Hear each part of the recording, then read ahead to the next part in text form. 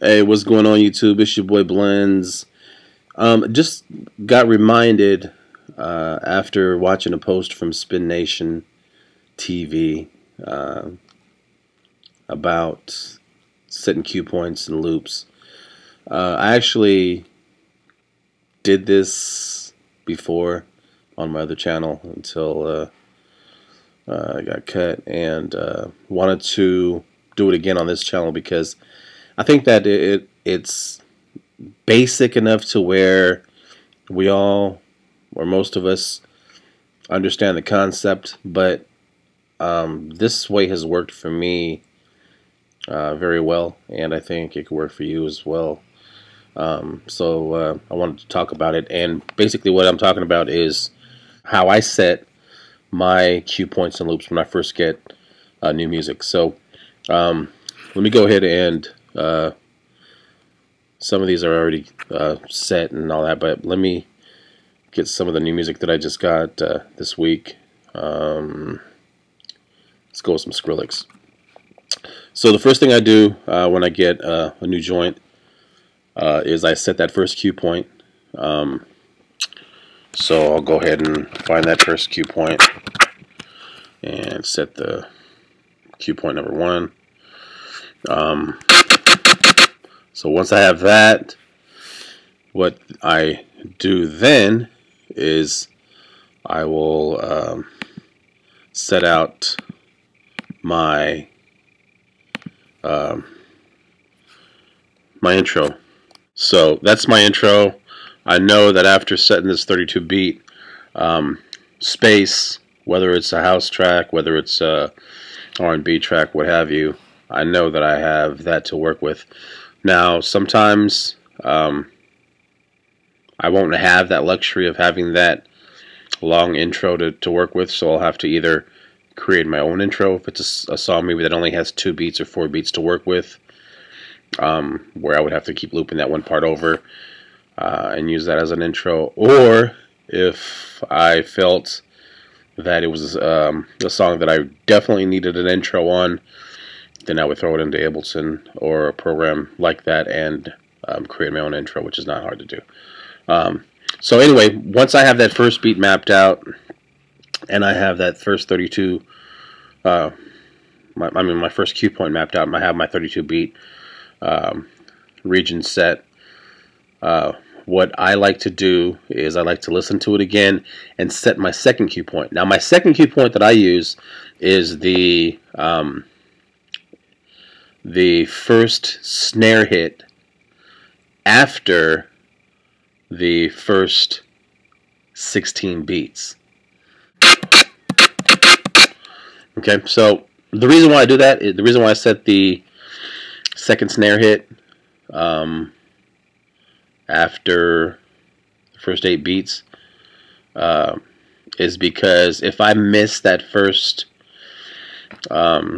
bass kick, that one there, if I'm getting ready to mix a song and I miss that somehow, I can always recover by jumping to that that second part of that intro. Meaning if I'm waiting for my break, I got this waiting, I'm waiting, this is in my headphones, and all of a sudden somebody grabs me by the shoulder and says, "Hey man, could you play this song?" and I miss it.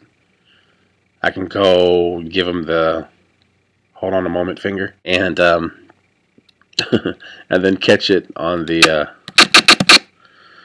9th beat or whatever beat this is. So again, first cue point, the first drum kick. Second cue point is my first snare on this second, and then after getting that, I'll let it play.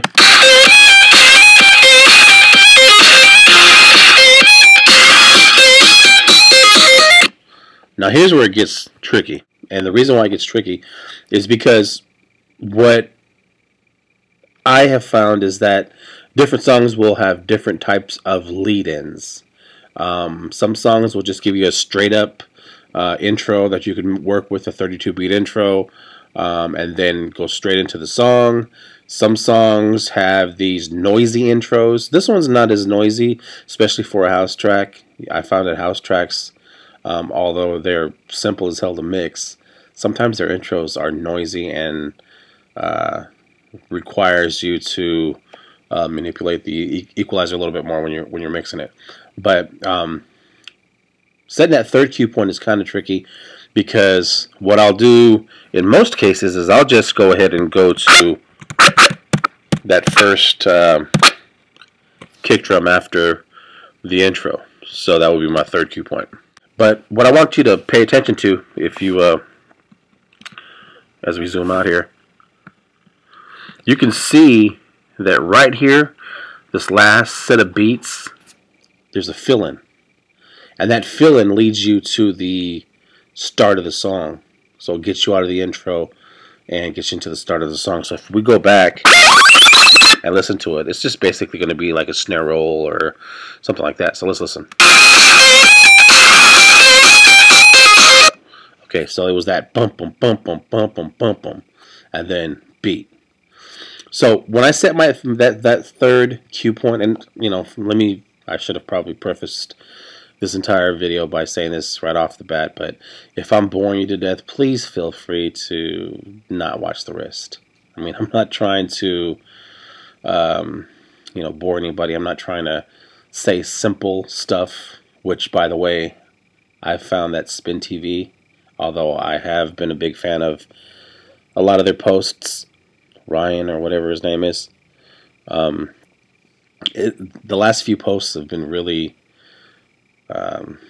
just like entry-level stuff and simple stuff. And at first I guess it kind of bothers me, but then I realized that different DJs are looking at this at different levels. Like, there's the guy thinking about becoming a DJ, there's a guy that's been DJing for a while, and I guess it has its place for different types of people. So you just have to be patient. So if I'm boring you, please go ahead and skip it. Don't subscribe to me. Don't watch any of my other posts, but please don't leave stupid ass comments. So anyway, what I was talking about was that third cue point. How that fill-in happens with that bump, bump, bump, bump, bump, bump, bump, bump. So when I have something like that, what I'll do is I'll think, maybe, okay, do I want to have that first beat of the start of the song, or do I want that extra fill-in? Because a lot of times breaking it from that fill-in might allow you to be more creative. Like, for instance, for this particular fill-in, I would love to do like a triple threat scratch. Although with the 128 BPM song, it's not going to be easy. There's a lot of room for error, but if you pull it off, you can do some amazing things.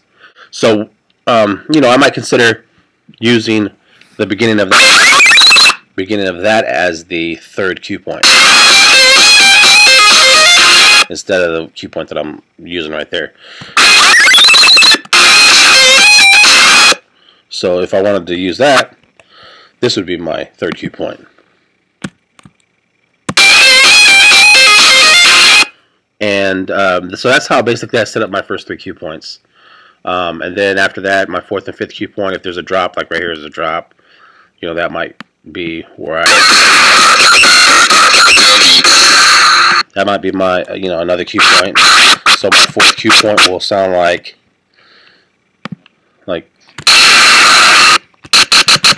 maybe make sure I got that. Yeah, so I'm a little off here, so sound like. And then there's another drop here. I might use as my final.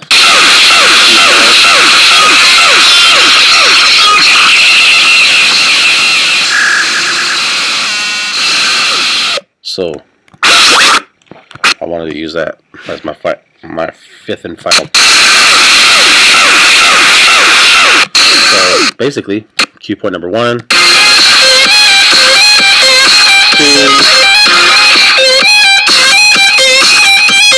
3 would be.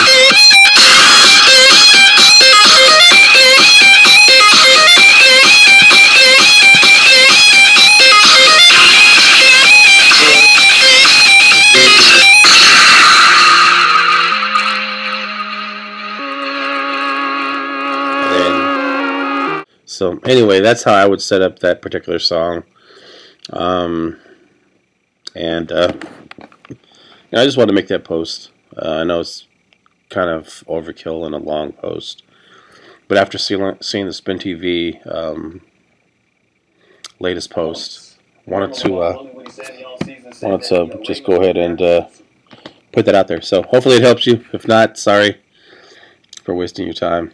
And if it did, then cool. Alright, man, this Blends. Have a great rest of your day. And for those of you who have the luxury of still having an NFL team in the playoff race, good luck to your teams.